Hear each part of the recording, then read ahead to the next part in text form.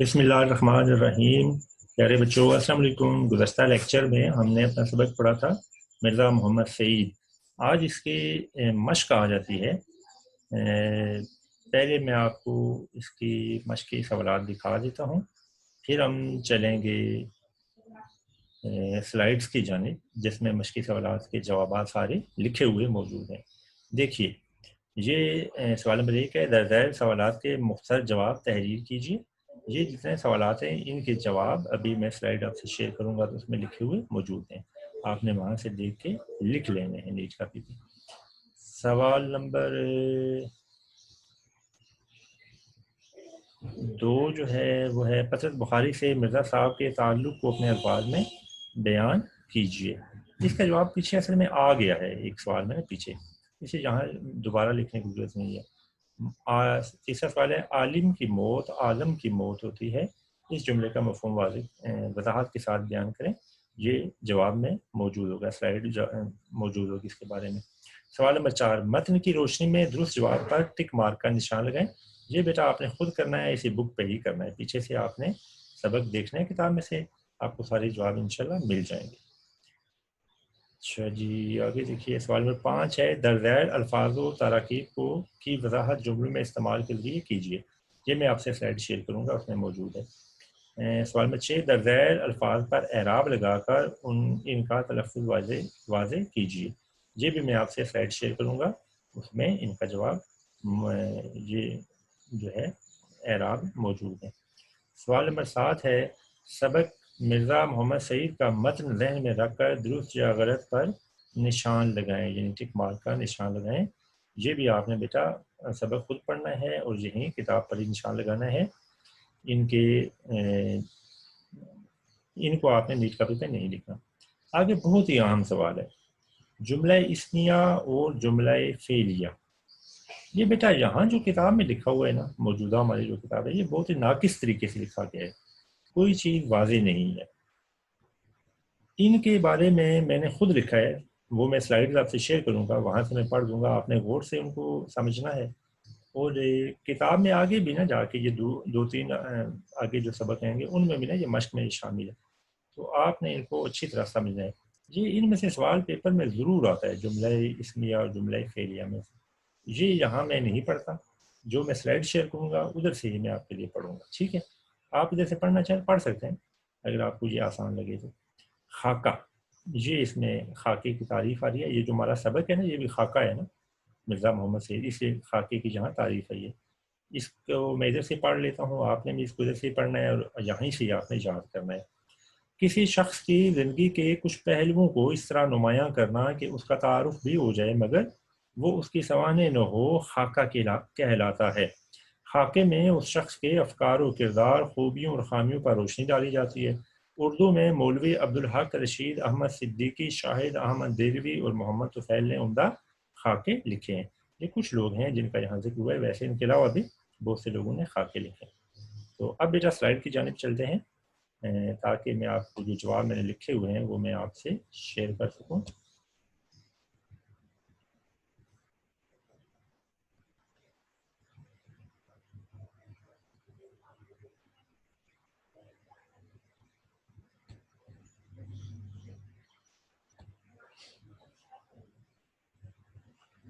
जी बेटा, ये आपके सामने स्लाइड है।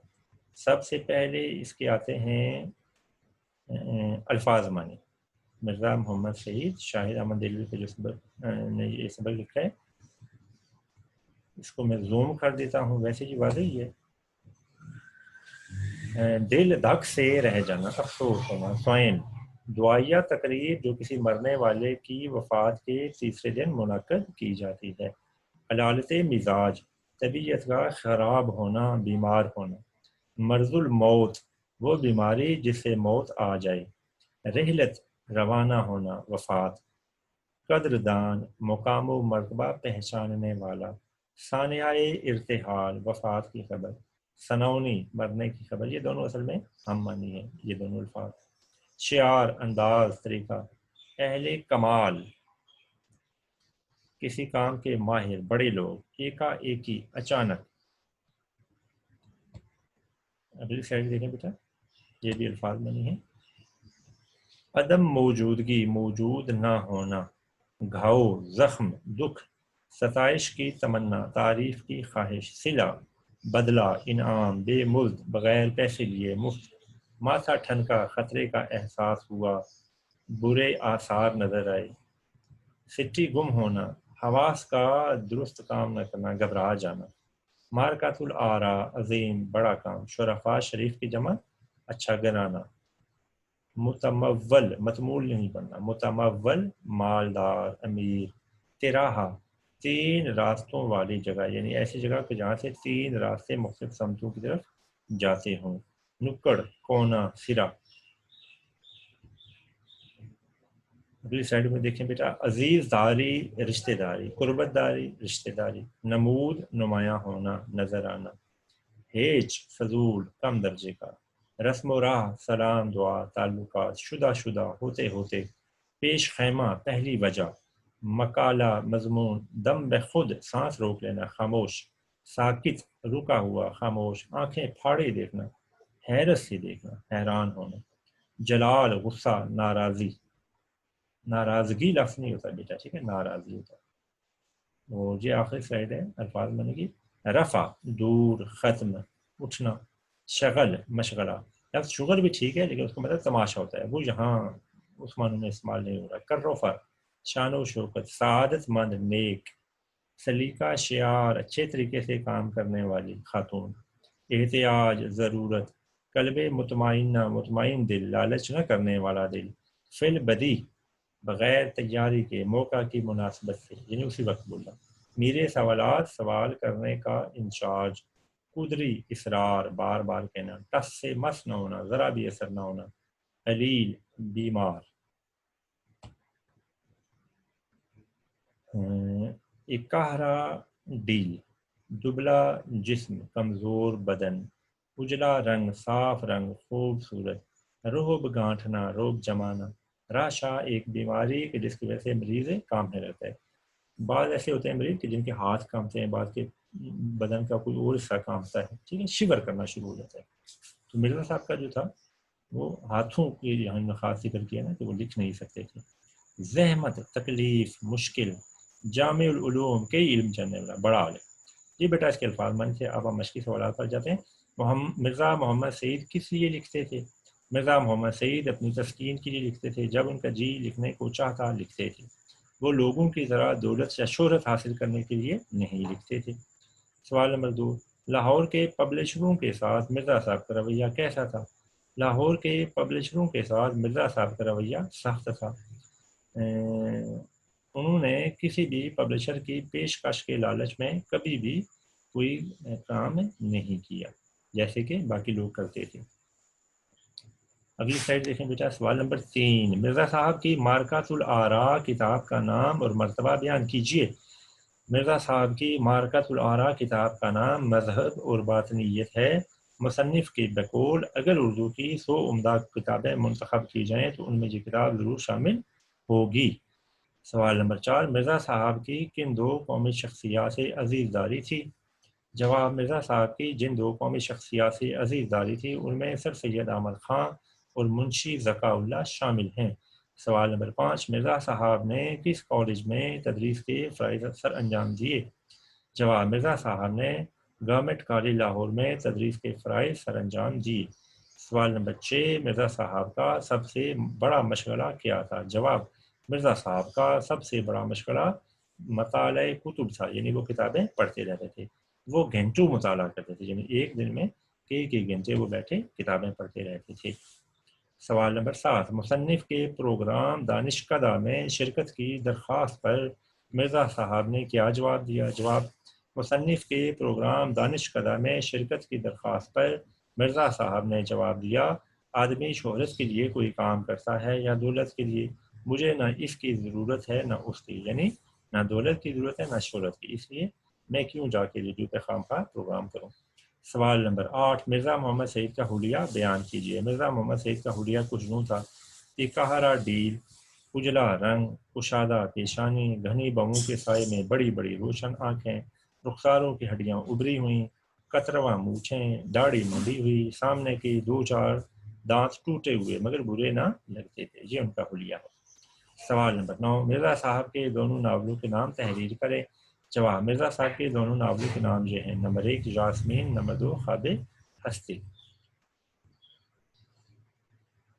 سوال نمبر 10، پطرس بخاری سے مرزا صاحب کے تعلق کو اپنے الفاظ میں بیان کیجیے۔ جواب، پطرس بخاری مرزا صاحب کے شاگرد تھے، وہ مرزا صاحب کا اتنا زیادہ احترام کرتے تھے کہ واسرائے کا بھی اتنا نہیں کرتے تھے، یعنی واسرائے ہند، انہوں نے جو گورنر جنرل ہوتا تھا، انہوں نے مرزا صاحب کی علمیت کی بہت قدر کی۔ پطرس نے مرزا صاحب سے ریڈیو پر تقاریر کا ایک سلسلہ بھی شروع کروایا۔ اس کے بعد الفاظ و ترکیب کا جملوں میں استعمال تھا۔ ثانیہ ارتحال، اخبار میں ایک عالم کے ثانیہ ارتحال کی خبر شائع ہوئی۔ سنونی، زندگی کچھ ایسی مصروف ہے کہ کسی کے ثانیہ ارتحال کی سنونی بھی معلوم نہیں ہوتی۔ ایک ہی مسافر نے ایک ہی اپنا سامان اٹھایا اور چل دیا۔ بے مزد، مرزا صاحب نے اپنا ناول بے مزد ایک پبلشر کو دے دیا۔ متمول، وہ ایک متمول خاندان میں پیدا ہوا۔ قرابت داری، ہمیں اپنی قرابت داری کا لحاظ رکھنا چاہیے۔ ہیچ سمجھنا، وہ اپنے آپ کو عالم کے مقابلے میں ہیچ سمجھتا ہے۔ شدہ، معاشرے میں اکثر باتیں شدہ ہر کسی کو معلوم ہو جاتی ہیں۔ کروفر، اس نے اپنی زندگی بڑے کروفر سے بسر کی۔ قلب مطمئنہ، لالچی آدمی قلب مطمئنہ کی دولت سے محروم رہتا ہے۔ عرض مدعا، مریض نے بڑی مشکل سے ڈاکٹر کے سامنے عرض مدعا کیا۔ متبسم، دادا ابو ہر کسی سے متبسم چہرے کے ساتھ ملتے تھے۔ راشا کے مریض کو ہر کام میں بڑی مشکل پیش آتی ہے۔ جامع العلوم، جی بیٹا لائٹ چلی گئی تھی ادھر سے، اچانک لیکچر ختم ہو گیا تھا، اب دوبارہ شروع کرتے ہیں۔ جامع العلوم، جی ہم پڑھ رہے تھے۔ شاہ ولی اللہ ایک جامع العلوم ہستی تھے۔ اس کے بعد سوال ہے بیٹا اعراب لگائیں۔ جی آپ نے ادھر سے غور سے دیکھنا ہے، اور اس کو میں زوم کر لیتا ہوں، اور خود یہ نیٹ کاپی پر سارے یہ الفاظ لکھنے ہیں، ٹھیک ہے؟ یہ بالکل واضح ہونے چاہیے، جیسے دیکھیں نا، الف کے نیچے زیر ہے، رے ساکن ہے، تے کے نیچے زیر ہے، ہے پر زبر ہے، الف اور لام ساکن ہے، یہ سب واضح ہوں بالکل، یہ پیپر میں بھی آتے ہیں، ٹھیک ہے؟ اچھا جی، آگے سوال ہے بیٹا جملہ اسمیہ اور جملہ فعلیہ والا نا، یہ اب اور سے سنیں آپ، میں جیسے اس کو پڑھ رہا ہوں۔ جملہ اسمیہ ایسا جملہ جو مبتدا، خبر اور فعل ناقص سے مل کر بنے، اسے جملہ اسمیہ کہا جاتا ہے۔ جس کی تعریف ہے، مثالیں: علی بہادر ہے، 2 سارا لائق ہے، 3 سہیل خوش ہے۔ اب ترکیب نحوی اس کی کیسے ہوگی؟ جملہ اسمیہ کی ترکیب نحوی درج ذیل طریقے سے کی جاتی ہے۔ ترکیب نحوی کا مطلب ہوتا ہے گرامر کے لحاظ سے اس کے جو حصے ہیں جن کا جو اوپر ذکر ہوا ہے، ان کی نشاندہی کرنا۔ علی بہادر ہے، سب سے پہلے ہے لکھیں گے، اور آگے ڈیش دے کر ہم لکھیں گے یہ فعل ناقص ہے، ہیں، گا، گی، گے، تھا، تھی، یہ جو ہے نا آخر میں آتے ہیں، یہ فعل ناقص ہے، ٹھیک ہے؟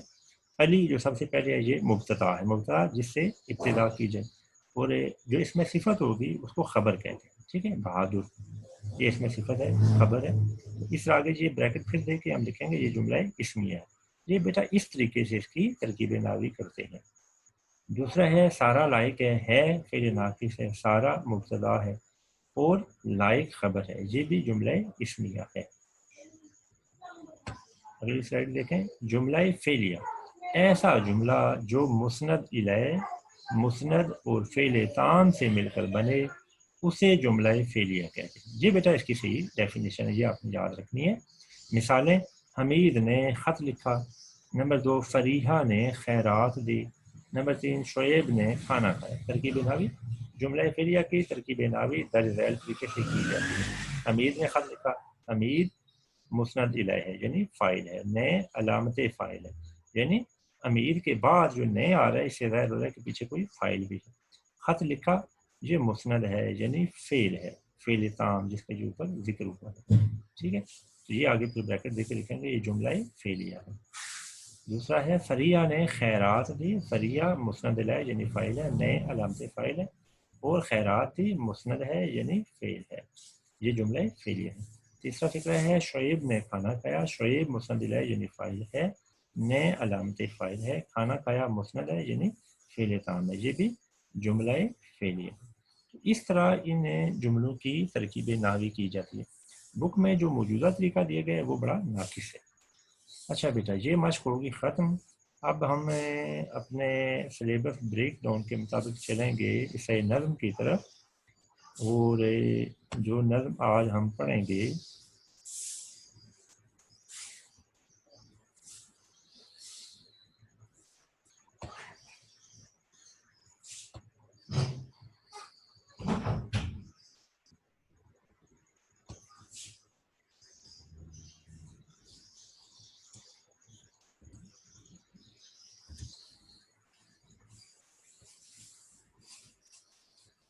جی بیٹا، جو نظم آج ہم نے پڑھنی ہے وہ ہے میدان کربلا میں گرمی کی شدت۔ اس ہفتے سلیبس بریک ڈاؤن کے مطابق ہماری یہ نظم شامل ہے، ٹھیک ہے۔ سب سے پہلے میر انیس کا تعارف ہوتا ہے جنہوں نے یہ نظم لکھی ہے۔ 1800 میں پیدا ہوئے، 1874 میں وفات پائی۔ میر انیس کا اصل نام سید ببر علی اور تخلص انیس تھا۔ آپ فیض آباد میں پیدا ہوئے، یہ انڈیا والا فیض آباد ہے، ٹھیک۔ فارسی اور عربی اپنے والد میر خلیق سے پڑھی۔ دیگر مروجہ علوم فیض آباد کے ایک عالم میر نجف علی سے حاصل کیے۔ حصول تعلیم کے ساتھ ساتھ شہ سواری اور سپاہ گری کے فن بھی سیکھے۔ میر انیس موضوع طبع تھے، ان کے خاندان کے اکثر لوگ شعر کہتے تھے۔ فیض آباد کے جس ماحول میں میر انیس پروان چڑھے اس میں ہر طرف شاعری کا چرچا تھا۔ اس ادبی فضا نے میر انیس کے طبعی رجحان کو جلا بخشی یعنی اس میں مزید بہتری پیدا کی۔ یہ جلانا نہیں ہے، ٹھیک ہے، یہ جلا ہے۔ اور وہ بچپن ہی سے شعر کہنے لگے، کبھی کبھی والد کے ساتھ لکھنؤ کے مشاعروں میں بھی شریک ہوتے تھے۔ اس کے بعد لکھنؤ آ گئے۔ میر انیس ایک بلند پایا مرثیہ نگار۔ مرثیہ بیٹا، یہ آگے نظم جو ہے وہ بھی مرثیہ دراصل وہ نظم ہوتی ہے جس میں کسی بھی فوت ہو جانے والے آدمی کا ذکر کیا جائے، لیکن اردو میں عام طور پر مرثیہ سے مراد وہ نظمیں ہیں جن میں شہدائے کربلا، خاص طور پر حضرت امام حسین رضی اللہ تعالیٰ عنہ اور آپ کے بہادر ساتھیوں کو یاد کیا جائے، ان کو نظموں کو مرثیہ کہا جاتا ہے۔ اس سلسلے میں جو اردو میں شاعر مشہور ہوئے ان میں میر انیس کو ایک امام کا درجہ حاصل ہے، ٹھیک ہے۔ میر انیس اور انہی کے زمانے میں دوسرے جو شاعر تھے وہ مرزا دبیر تھے، وہ بھی بہت بڑے مرثیہ نگار تھے۔ علامہ اقبال نے بھی مرثیہ لکھا ہے اپنی والدہ کی یاد میں، جو ان کی کتاب بانگ درا میں شامل ہے۔ اسی کا یہ شعر بعض قبروں کے نا وہ جو ہوتی ہے نا تختی لو، اس پر لکھا ہوتا ہے، شاید آپ نے کبھی دیکھا ہو۔ وہ شعر کچھ یوں ہے: سبزائے نو رستہ اس گھر کی نگہبانی کرے، پہلا مسئلہ یہ آتا ہے: آسماں تیری لحد پر شبنم افشانی کرے، سبزائے نو رستہ اس گھر کی نگہبانی کرے۔ یہ علامہ اقبال نے جو اپنی والدہ کی یاد میں مرثیہ لکھا تھا اس میں یہ شعر آتا ہے۔ علامہ نے اس کے علاوہ غالب کی یاد میں بھی لکھا ہوا ہے، داغ دلوی کی یاد میں بھی لکھا ہوا ہے، کچھ اور لوگوں کی یاد میں بھی انہوں نے مرثیے لکھے ہیں۔ بہرحال یہاں میر انیس کے مرثیوں کی بات ہو رہی ہے جنہوں نے صرف شہدائے کربلا کی یاد میں مرثیے لکھے ہیں، اور یہی ان کی وجہ شہرت ہے۔ ان کے میراثی میں، یہ میراثی بیٹا مرثیہ کی جمع ہے، میں سوز و گداز، یہاں میراثی میم رے الف سی یہ سی ہے، میراثی یہ میم یہ رے الف سی یہ سی، میراثی جو ہے وہ دوسرا ہوتا ہے، ٹھیک ہے، وہ نہیں لکھتے ہیں۔ ان کے مراثی میں سوز و گداز، کردار نگاری، جذبات نگاری اور منظر کشی کے بے مثال نمونے ملتے ہیں جو ان کی قادر الکلامی کی دلیل ہیں۔ انہوں نے واقعات و جذبات کے نہایت خوبصورت مرکب پیش کیے ہیں۔ مرثیہ پڑھنے کا انداز ایسا تھا کہ سماع باندھ دیتے تھے۔ اردو کے معروف محقق حافظ محمود شیرانی کے بقول وہ اقلیم مرثیہ گوئی کے شہنشاہ تھے۔ اقلیم ملک، یعنی مرثیہ لکھنے والے کو اگر کوئی ملک ہو تو اس کے بادشاہ تھے۔ یہ جو ہے نا یہ بہت بڑے محقق تھے، ریسرچ اسکالر تھے حافظ محمود شیرانی۔ ان کی یہ جو بات ہے نا یہ کوئی عام آدمی کی بات نہیں ہے۔ میر صاحب بہت پرگو تھے، پرگو کا مطلب ہے بہت زیادہ شعر لکھنے والا۔ انہوں نے متعدد مرثیے لکھ ڈالے اور کوئی مرثیہ 150-200 بند سے کم کا نہ ہوگا، لیکن باوجود پرگوئی کے ان کے کلام میں کہیں ابتذال یا عامیانہ پن نہیں آنے پاتا۔ اس سے مراد یہ ہے کہ لکھا تو بہت زیادہ ہے لیکن گھٹیا قسم کے شعر نہیں لکھے، اچھے اعلیٰ درجے کے شعر میں لکھے۔ یہ نظم ان کے ایک طویل مرثیے کا حصہ ہے جو ان کے تخیل، منظر نگاری اور لفظی تصویر کاری کی عمدہ مثال ہے۔ ان کے کچھ مراثی انتخاب مراثی انیس کے نام سے مجلس ترقی ادب لاہور سے، اور انیس کے مرثیے 2 جلدیں مرتبہ ساحلیہ عابد حسین، رباعیات انیس اور انیس کے سلام نامی کتب بھارت سے شائع ہو چکی ہیں۔ یہ ان کے کچھ کام ہے جو مرثیے کے حوالے سے ہے۔ ایسے کہا جاتا ہے کہ ان کے بہت سے مرثیے ضائع ہو گئے تھے۔ اس زمانے میں جنگیں بہت ہوتی تھیں تو وہ مختلف جنگوں میں ان کا جو سامان ضائع ہو گیا، اس میں یہ مرثیے بھی ان کے ضائع ہو گئے۔ بہرحال جی اب نظم آ جاتی ہے، پہلے ایک دفعہ اس کو میں پڑھ دیتا ہوں، پھر ہم الفاظ معنی اور شعروں کی تشریح کی طرف جائیں گے۔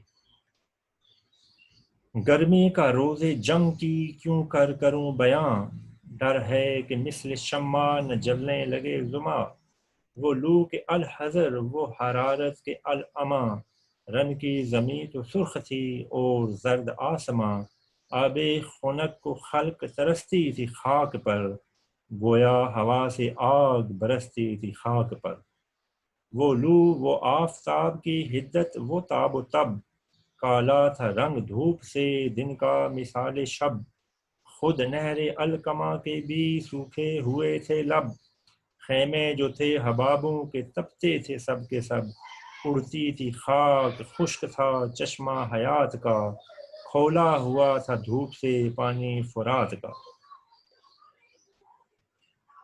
جھیلوں سے 4 پائے نہ اٹھتے تھے تاب شام، مسکن میں مچھلیوں کے سمندر کا تھا مقام، آہو جو کاہلے تھے تو چیتے سیاہ فام، پتھر پگھل کے رہ گئے تھے مثل موم خام، سرخی اڑی تھی پھولوں سے سبزی گیاہ سے، پانی کنویں میں اترا تھا سائے کی چاہ سے، کوسوں کسی شجر میں نہ گل تھے نہ برگ و بار، ایک ایک نخل جل رہا تھا صورت چنار، ہنستا تھا کوئی گل نہ لہکتا تھا سبزہ زار، کانٹا ہوئی تھی سوکھ کے ہر شاخ باردار، گرمی یہ تھی کہ زیست سے دل سب کے سرد تھے، پتے بھی مثل چہرائے مدکوک زرد تھے، شیر اٹھتے تھے نہ دھوپ کے مارے کچھار سے، آہو نہ منہ نکالتے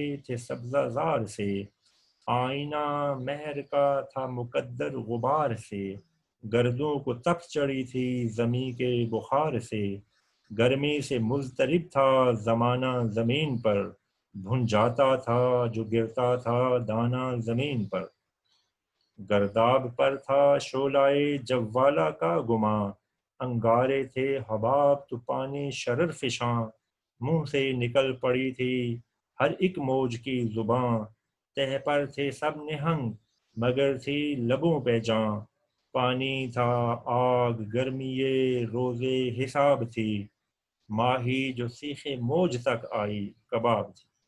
کلیات میر انیس جو کتاب ہے اس سے یہ اشعار لیے گئے۔ اب ہم چلتے ہیں الفاظ معنی کی طرف۔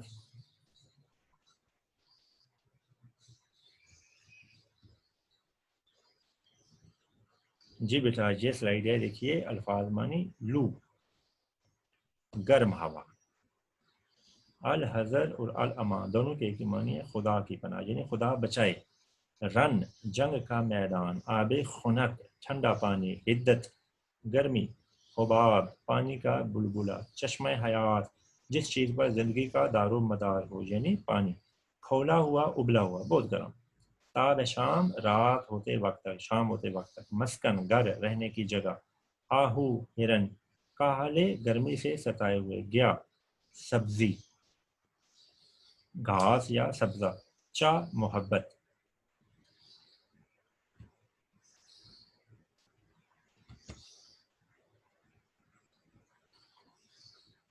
آگے ہم چلے گئے ہیں، پچھلی سلائیڈ ہے۔ کوسوں دور دور تک، شجر درخت، برگ و بار پتے اور پھل، باردار پھلدار، زیست زندگی، دل سرد تھے بیزار تھے اکتا گئے تھے، مدکوک ٹی بی کا مریض، ٹی بی کا جو بیٹا مریض ہوتا ہے نا اس کا چونکہ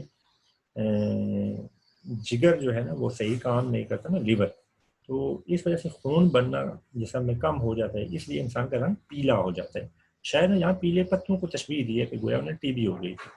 کچھار شیر کے رہنے کی جگہ، سبزہ زار گھاس کا میدان، مہر سورج، یہ مور نہیں ہے لفظ بیٹا، ٹھیک، مور کا مطلب وہ مور ہوتا ہے اسٹینگ، یہ ہے مہر سورج، مقدر میلا گندا، گردوں آسمان، تپ بخار، مضطرب بے چین، گرداب بھنور پانی کی لہروں کا چکر کھانا، ٹھیک ہے، وہ گول گول ایسے پانی گھومتا ہے نا ایسے کسی جگہ، انگلش میں ویرل پول کہتے ہیں۔ شعلہ جوالا آگ کا گھومتا ہوا گولا، شرر فشاں انگارے بکھیرنے والا، نہنگ مگرمچھ ماہی مچھلی۔ یہ بیٹا اس کے الفاظ مانی تھے۔ اب ہم شعروں کی تشریح کی طرف چلتے ہیں۔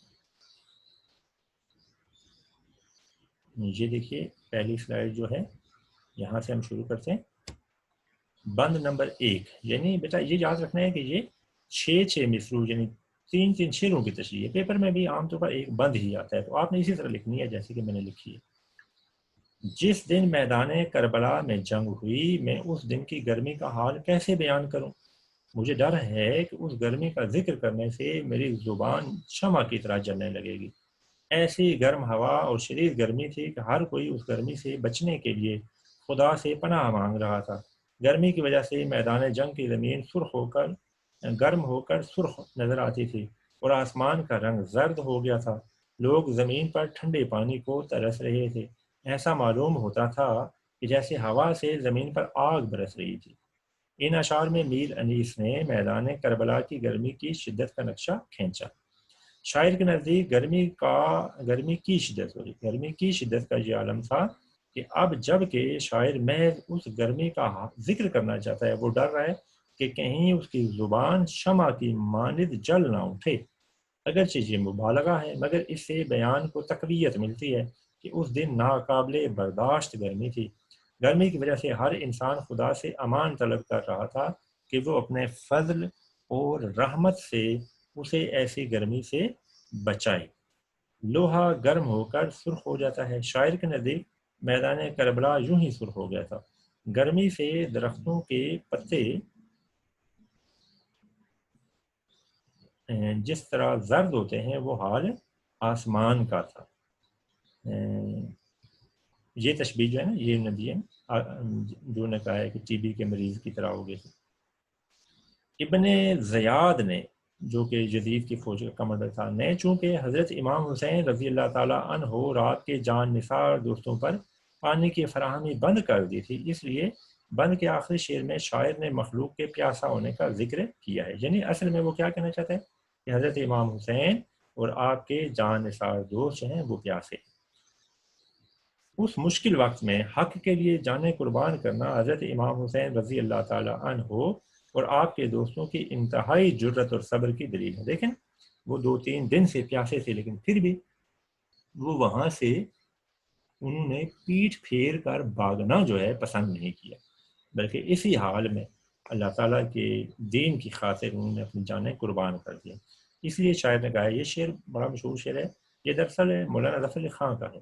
قتل حسین اصل میں مرگ یزید ہے، اسلام زندہ ہوتا ہے ہر کربلا کے بعد۔ یہ حوالے کا شعر ہے بیٹا، یہ یاد رکھنا ہے ایک اچھے، اس میں سے کوئی بھی آئے نا تشریح کے لیے تو آپ یہ لکھ سکتے ہیں، کوٹ کر سکتے ہیں۔ بند نمبر 2، ایسی لو چل رہی تھی اور سورج کی روشنی اور عدالت کا یہ عالم تھا کہ دن پر رات کا گمان ہوتا تھا۔ نہر القمہ جو کہ درہ فرات سے نکالی جانے والی ایک نہر تھی، اس کے کنارے بھی سوکھے ہونٹوں کی طرح خشک تھے۔ دیکھیں نہر کے کنارے جو ہیں وہ خشک تو نہیں ہونا چاہیے نا، کیونکہ نہر میں پانی جا رہا ہے، لیکن یہ کیوں کہا ہے کہ خشک تھے؟ اس لیے کہ شدید گرمی تھی۔ پانی کے بلبلے جو کہ خیموں کی طرح ہوتے ہیں، بلبلہ اور خیمہ دیکھیں دونوں کا رخ ایسے آسمان کی طرف ہوتا ہے، وہ بھی گرمی سے تپ رہے تھے۔ پانی جو کہ انسان کے لیے چشمہ حیات کی حیثیت رکھتا ہے کہیں موجود نہیں تھا۔ میدان کربلا میں اگلی سلائڈ دیکھیں، ہر طرف گرد و غبار اٹھ رہا تھا، درہ فرات کا پانی بھی گرمی سے ابل رہا تھا۔ ان اشعار میں میر انیس نے گرمی کی شدت اور پانی کی بندش کا نقشہ کھینچا۔ ان کے الفاظ میں گرمی کی شدت کا یہ عالم تھا کہ دھوپ کا رنگ کالا ہو گیا تھا، چنانچہ اس وجہ سے دن بھی رات جیسا ہو گیا۔ پھر اس گرمی کی وجہ سے نہر القمہ کے کنارے بھی خشک ہو گئے، حالانکہ پانی کی وجہ سے نہر کے کنارے خشک نہیں ہوتے۔ پانی کے بلبلوں کو خیموں سے تشبیہ دے کر شاعر نے ہماری توجہ حسینی لشکر کے خیموں کی طرف موڑی ہے، لیکن ان خیموں کا حال یہ تھا کہ وہ گرمی سے تپ رہے تھے۔ ٹھیک ہے، یہاں دراصل ہماری توجہ ادھر لانا چاہتے ہیں کہ جن کے پاس ان خیموں میں رہنے والے لوگ جن کے پاس پانی تک نہیں تھا، وہ کیسے اس گرمی کو برداشت کر رہے تھے۔ اس پر مزید ستم یہ کہ ان کو پینے کے لیے پانی تک نہیں دیا گیا۔ دریا فرات کا پانی اگرچہ زیادہ دور نہیں تھا، مگر وہ دھوپ سے کھول رہا تھا، اس وجہ سے پینا بھی مشکل تھا۔ ٹھیک ہے، یہ شاید نے یہ گویا یہاں سے نا یہ رعایت کی ہے کہ اچھا ہی ہوا ہے کہ حضرت امام حسین اور آپ کے ساتھیوں کو ایسا گرم پانی پینے کو نہیں ملا۔ ٹھیک ہے، یہ انہوں نے گویا ایک بات سے بات نکالی ہے۔ اگرچہ پانی گرم جتنا بھی ہو پیا تو جا سکتا ہے، رواں پانی جو پانی جو کہ انسانی زندگی کو شاداب رکھنے کا ایک ذریعہ ہے، میدان کربلا میں کہیں موجود نہیں تھا، جیسے کہ پہلے میں نے کہا ابن زیاد نے پانی جو ہے وہ آپ پر بند کر دیا۔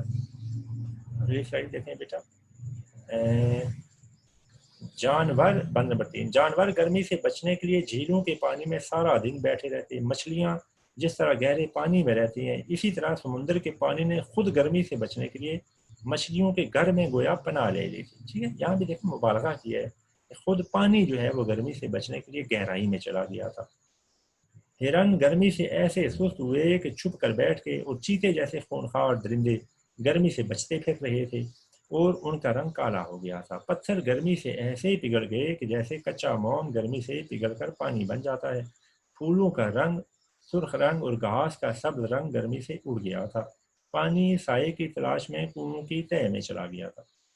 ان اشعار میں میر انیس نے گرمی کی شدت اور مختلف جانداروں کا اس سے متاثر ہونا بیان کیا ہے۔ وہ لکھتے ہیں کہ جانور گرمی سے بچنے کے لیے سارا دن جھیلوں میں بیٹھے رہتے۔ سمندر کے پانی کا یہ حال تھا کہ وہ بھی مچھلیوں کی طرح گرمی سے بچنے کے لیے کسی گہری جگہ پناہ لینا چاہتا تھا۔ مختلف جنگلی جانور مثلا ہرن اور چیتے گرمی سے چھپتے پھر رہے تھے، حالانکہ یہ جانور ہر وقت جنگل میں گھومنے پھرنے کے عادی ہوتے ہیں۔ پتھر گرمی سے اتنے گرم ہوئے کہ کچے موم کی طرح پگھل گئے تھے۔ یہ اگرچہ مبالغہ ہے، مگر اس سے گرمی کی شدت کا اندازہ کیا جا سکتا ہے۔ آخری شعر میں نباتات کا ذکر کیا کہ کس طرح پھول اور سبزہ خشک ہو کر رہ گیا تھا۔ دوسرے مصرے میں شاعر نے بڑی مہارت سے صنعت حسن تعلیل استعمال کی۔ یہ بیٹا یہاں پہلی دفعہ ہے صنعت حسن تعلیل۔ تعلیل کہتے ہیں علت بیان کرنا، وجہ بیان کرنا، یعنی یہ شاعرانہ علت ہوتی ہے، شاعرانہ وجہ۔ شاعر کہتا ہے کہ فلاں چیز جو ہے وہ اس وجہ سے ہوئی کہ اس کی وجہ یہ تھی۔ یہ حقیقی نہیں ہوتی، غیر حقیقی ہوتی ہے، لیکن اس سے شعر میں خوبی پیدا ہوتی ہے۔ جیسے کہ یہاں آ رہا ہے شدید گرمی سے کنویں میں پانی کم ہو جاتا ہے، مگر انیس نے اس کی وجہ یہ بیان کی ہے کہ پانی گرمی سے بچنے کے لیے کنویں کی تہہ میں پناہ گزین ہو گیا۔ سمجھ آئی بات؟ پانی تو گرمی میں خشک ہو جاتا ہے نا، اور کنویں تو بالکل تہہ میں رہ جاتا ہے، لیکن میر انیس کہتے ہیں کہ پانی کنویں کی تہہ میں اس لیے گیا تھا کہ وہ گرمی سے بچنا چاہتا تھا۔ تو یہ صنعت حسن تعلیل۔ اچھا بیٹا، آج کا یہ لیکچر ادھر ہی ختم کرتے ہیں۔ اگلے لیکچر میں ہم انشاءاللہ باقی ماندہ جو اس کے 3 بند ہیں ان کی تشریح دیکھیں گے۔ تب تک کے لیے خدا حافظ۔